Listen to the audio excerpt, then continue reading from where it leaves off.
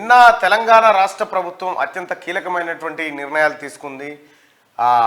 తెలంగాణ రాష్ట్రంలో ముఖ్యంగా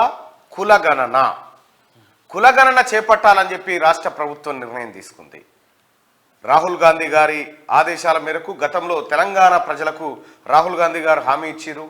ఈ రాష్ట్రంలో కాంగ్రెస్ పార్టీని అధికారంలోకి తీసుకొస్తే కులగణన చేపడతామనేటువంటి మాట చెప్పిండు. కులగణన చేపట్టడం ఏంది, కులగణన ద్వారా ఏం జరుగుతుంది, ఈ లెక్క ఒక్కసారి బయటికి వస్తే కనుక జరిగే పరిణామాలేంటి, తద్వారా ఎవరికి ఇబ్బంది, రాజకీయంగా ఎవరికి లబ్ధి జరుగుతుంది. సో ఈ లెక్కలన్నీ బయటకు వచ్చే పరిస్థితి అయితే కనిపిస్తూ ఉంది. తెలంగాణ రాష్ట్రంలో ముఖ్యంగా ఎస్సీల జనాభా ఎంతో లెక్కబెట్టిరు, ఎస్టీల జనాభా ఎంతో లెక్కబెట్టిరు, మైనార్టీల జనాభా లెక్కబెట్టిరు, ఆ తర్వాత అప్పర్ క్యాస్ట్ ఈడబ్ల్యూఎస్ వాళ్ళకి సంబంధించినటువంటి జనాభా ఎంతో లెక్కబెట్టారు. కానీ ఇప్పటి వరకు కులాల వారీగా బీసీలను మాత్రం లెక్కించలేదు. సో గతంలో కేసీఆర్ సమగ్ర కుటుంబ సర్వే పేరుతో కార్యక్రమాన్ని నిర్వహించిన ఆ కీలక పత్రాలన్నింటినీ కేసీఆర్ దాచిపెట్టిండు.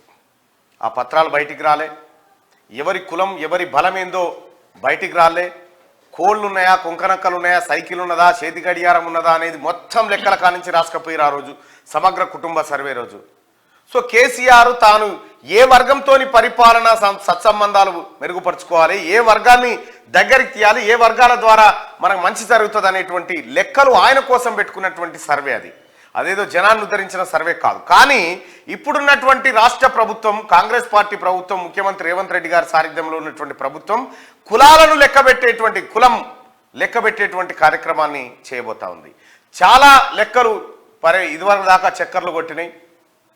ఒకరోజు కేసీఆర్ చెప్పిండు ముదిరాజులు 50 లక్షల మంది ఉన్నారు అని చెప్పి తటక్కున నోరు జారితే ఆ మాట బయటికి రాగానే సో నాలాంటి వాళ్ళు ఆ మాటను తీసుకొని ముదిరాజులకు ఏం జరగాలి, ఏం జరిగింది, ముదిరాజుల సంఖ్య ఎంత, బలం ఎంత అనేటువంటి అంశాలను ప్రజల ముందుకు తీసుకురావడం జరిగింది. వాళ్ళలో కొంత కదలికం స్టార్ట్ అయింది.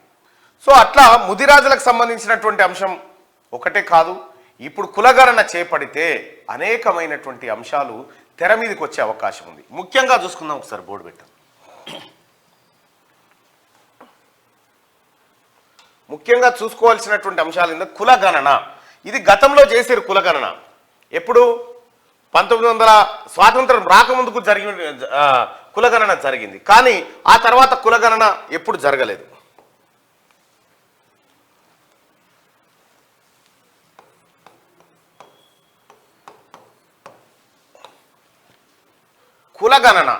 కులగణన జరగడం వల్ల ఏమవుతుందంటే ఎస్సీ, ఎస్టీ, బీసీ, మైనారిటీ,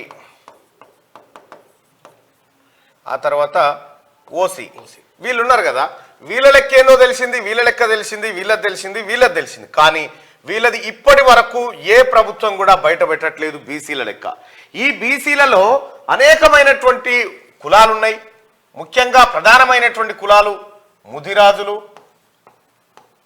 మున్నూరు కాపులు, ఆ తర్వాత గౌడలు, యాదవులు, పద్మశాలీలు, ఇట్లా అనేకమైనటువంటి కులాలు ఇందులో ఉన్నాయి. అయితే ఈ కులాలకు సంబంధించినటువంటి లెక్క ముదిరాజులు, ఈ కులగణన ద్వారా ముదిరాజులు ఈ రాష్ట్రంలో 50,11,000 సంథింగ్ ఉన్నారని చెప్పి లెక్క బయటకు వస్తుంది. ఆ తర్వాత మున్నూరు కాపులు ఎంతమంది ఉన్నారనే లెక్క బయటకు వస్తుంది, గౌడలు ఎంతమంది ఉన్నారో బయటకు వస్తుంది, యాదవులు ఎంతనో, పద్మశాలీలు ఎంత, సాకలి, మంగలి, కుమ్మరి, కమ్మరి, నాయి బ్రాహ్మణ అందరికి సంబంధించినటువంటి లెక్కలు బయటకు వస్తాయి. బయటికి రావడం ద్వారా ఏం జరుగుతుందంటే తెలంగాణ రాష్ట్రంలో 2 లక్షల కోట్ల బడ్జెట్ ఉంటే 100కి 60% ఉన్నటువంటి ఈ బీసీలకు ఎంత ఖర్చు పెట్టాలనే లెక్క బయటకు వస్తుంది. ఎంత ఖర్చు పెట్టాలనే లెక్క బయటకు వస్తుంది. వీళ్ళందరిని లెక్కబెట్టి వీళ్ళనే ఎందుకు లెక్క పెట్టలేదంటే వీళ్ళలో గనుక వాళ్ళ బలం ఎంతో వాళ్ళకి తెలిస్తే వాళ్ళు రాజ్యాధికారం కావాలంటారన్న భయం పాలకుల్లో ఉండేది. కానీ ఇవాళ కాంగ్రెస్ పార్టీ బీసీలు ముందడుగు వేయాల్సిందే, బీసీలకు న్యాయం జరగాల్సిందే అనేటువంటి నినాదాన్ని జాతీయ వ్యాప్తంగా ఎత్తుకున్నది కాంగ్రెస్ పార్టీ. అందులో భాగంగా రాహుల్ గాంధీ గారి హామీ, అలాగే ముఖ్యమంత్రి రేవంత్ రెడ్డి గారు రాహుల్ గాంధీ గారు హైకమాండ్ ఆదేశాల మేరకు తెలంగాణ రాష్ట్రంలో కులగణన చేయాలని నిర్ణయించారు. కులగణన చేస్తే 50 లక్షల మంది ముదిరాజులు ఉన్నారు. సపోజ్ ఒక మాట, 50 లక్షల మంది ముదిరాజులుంటే తెలంగాణ రాష్ట్రంలో ఒక ఎమ్మెల్యే గెలవడానికి 2 లక్షల ఓట్లు చాలు. అంతే, 2 లక్షల ఓట్లు, 25 ఎమ్మెల్యేలు రావాలి మరి వాళ్ళకు. అంతే. ఇప్పుడు తెలంగాణ రాష్ట్రంలో ఉన్నటువంటి ముదిరాజులకు ఎన్ని దక్కినాయి? ఈ లెక్క, ఈ ఆలోచన బయటికి పుడుతుంది. సో తద్వారా ఏం జరుగుతుందంటే బీసీలకు రాజకీయ వాటా దొరికే అవకాశం ఉంటది. ఈ రాజకీయ వాటా ఏంది అని అంటే బాబాసాహెబ్ అంబేద్కర్ అప్పుడే చెప్పిండు, political power is master key అని. ఆ పొలిటికల్ పవర్ కనుక ఈ వర్గాలకు దొరికితే అప్పుడు ఈ వర్గాల పిల్లలు చదువుతున్న స్కూళ్ళు, కాలేజీలు, దవాఖానాలు అన్నీ బాగుపడతాయి అనేది ఆయన ఇంటెన్షన్. సో ఇదే జరగాలని చెప్పి ఏఐసిసి నేతలు గౌరవ రాహుల్ గాంధీ గారు కానీ తర్వాత ఏఐసిసి పెద్దలు కానీ వీళ్ళందరూ కూడా కులగణన చేపడతామనేటువంటి మాట చెప్తా ఉన్నారు. ఈ కులగణన జరిగితే ఈ మంచి కార్యక్రమం జరుగుతుంది. ఇక్కడే గౌరవ ముఖ్యమంత్రి రేవంత్ రెడ్డి గారి పనితనం, ఆయన ఖచ్చితంగా కేంద్రం ఇచ్చినటువంటి కేంద్ర నాయకత్వం ఇచ్చిన ఆదేశాలను పాటిస్తూ కులగణన చేపడతామనేటువంటి నిర్ణయానికి వచ్చారు. త్వరలోనే తెలంగాణ రాష్ట్ర ప్రజలారా, బీసీ ప్రజలారా, ముఖ్యంగా ఎస్సీ ఎస్టీ మైనారిటీ ప్రజలకు ఎప్పుడైతే లెక్క తెలిసిందో, బీసీ ప్రజలారా, మీరు మెజారిటీ పక్షంగా ఉన్నటువంటి బీసీలారా, మీ రాజకీయ తలరాత మారే రోజు దగ్గరలోనే ఉంది. ఇది తెలంగాణలో ఉన్న కాంగ్రెస్ ప్రభుత్వం చేయబోతా ఉంది. గతంలో కేసీఆర్ సమగ్ర కుటుంబ సర్వే చేసిండు.